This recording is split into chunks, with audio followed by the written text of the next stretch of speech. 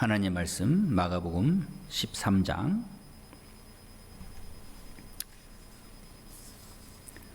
14절로 23절 말씀 되겠습니다. 하나님 말씀 마가복음 13장 14절로 23절 말씀입니다. 멸망에 가증한 것이 서지 못할 곳에 선 것을 보거든 읽는 자는 깨달을진저 그때 유대에 있는 자들은 산으로 도망할지어다.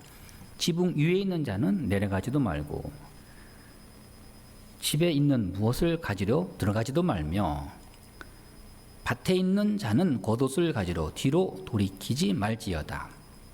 그날에는 아이된 자들과 젖먹이는 자들에게 화가 있으리로다. 이 일이 겨울에 일어나지 않도록 기도하라. 이는 그 날들이 환난의 날이 되겠음이라. 하나님께서 창조하신 시초부터 지금까지 이런 환난이 없었고 후에도 없으리라. 만일 주께서 그 날들을 감하지 아니하셨더라면 모든 육체가 구원을 얻지 못할 것이거늘 자기가 택하신 자들을 위하여 그 날들을 감하셨느니라. 그때 어떤 사람이 너희에게 말하되 보라 그리스도가 여기 있다 저기 있다 하여도 믿지 말라. 거짓 그리스도들과 거짓 선지자들이 일어나서 이적과 기사를 행하여 할 수만 있으면 택하신 자들을 미혹하려 하리라. 너희는 삼가라. 내가 모든 일을 너희에게 미리 말하였노라. 오늘 말씀은 계속해서 세상 종말에 있을 예언의 말씀을 주님이 우리에게 말씀해 주십니다. 그 종말에 있어서 우리가 어떻게 대처해야 할 것인가. 첫째는 오늘 말씀에 시기를 놓치지 말라. 물론 종말의 시기를 잘 분별해야 하겠지만 그 시기를 놓치면 안 됩니다. 주님은 환난 날에 긴급하게 대피할 것을 우리에게 말씀해 주십니다. 자, 시기를 분별하고 그다음 피해야 할 때 또 숨어야 할 때 그때 시기를 놓치지 말고 피하라. 한 곳에 그냥 죽치고 앉아있지 말고 일어나서 피할 곳을 찾아라 하는 말씀입니다.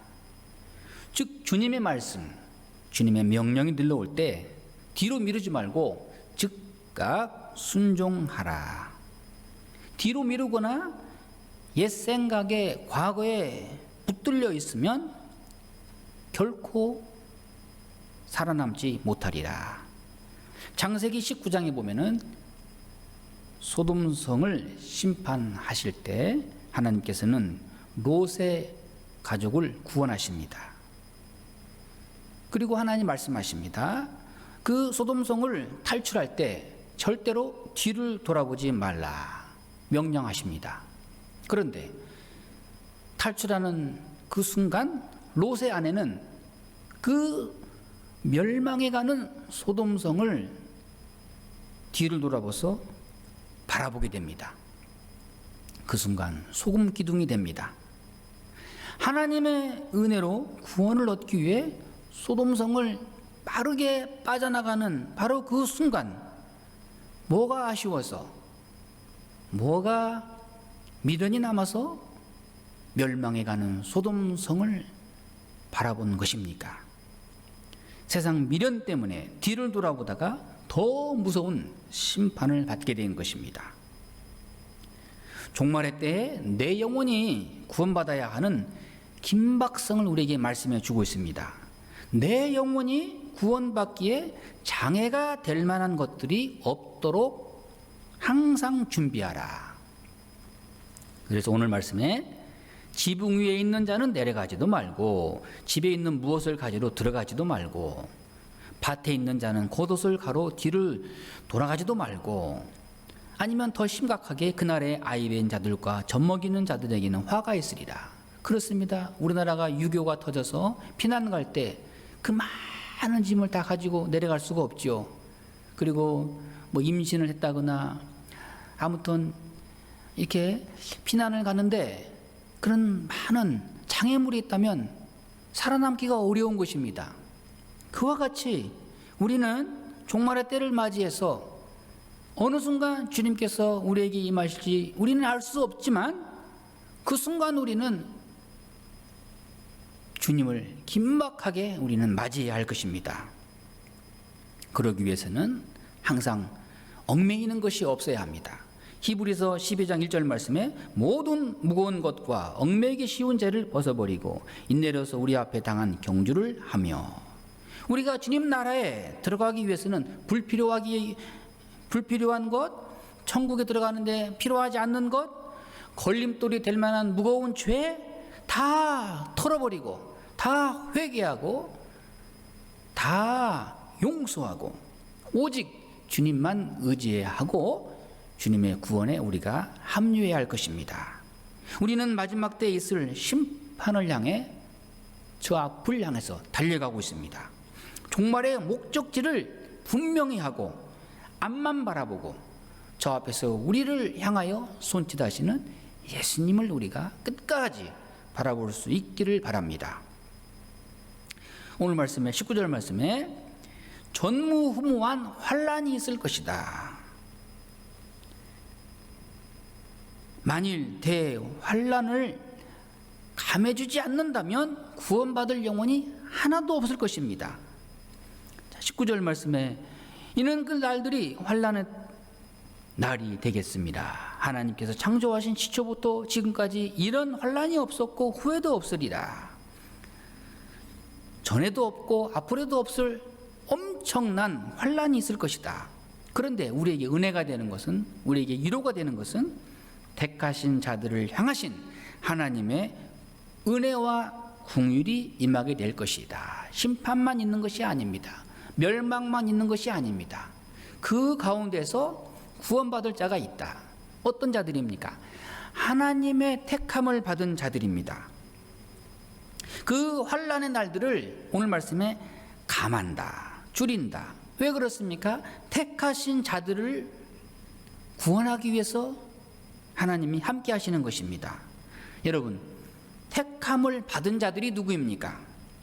창세전부터 하나님의 은혜와 하나님의 예정 가운데 선택을 받은 하나님의 자녀들을 말하는 것입니다. 즉 예수 그리스도를 믿음으로 의롭다함으로 인정받은 자들입니다. 택함받은 자들은 어떤 환난에도 두려워할 것이 없습니다. 하나님의 끊을 수 없는 사랑이 있기에 우리는 어떤 환난도 능히 감당할 수가 있습니다. 로마서 8장 38절 39절 우리가 잘 아는 말씀입니다. 내가 확신하노니 사망이나 생명이나 천사들이나 권세자들이나 현재일이나 장래일이나 능력이나 높음이나 기쁨이나 다른 어떤 피조물이라도 우리를 우리 주 예수 안에 있는 하나님의 사랑에서 끊을 수 없으리다. 그 종말의 환난의 때에도 결코 하나님의 사랑에서 끊을 것이 아무것도 없습니다. 그러니 우리는 하나님의 택함을 받은 자녀로서의 기쁨과 영광을 날마다 찬양할 수 있기를 바랍니다.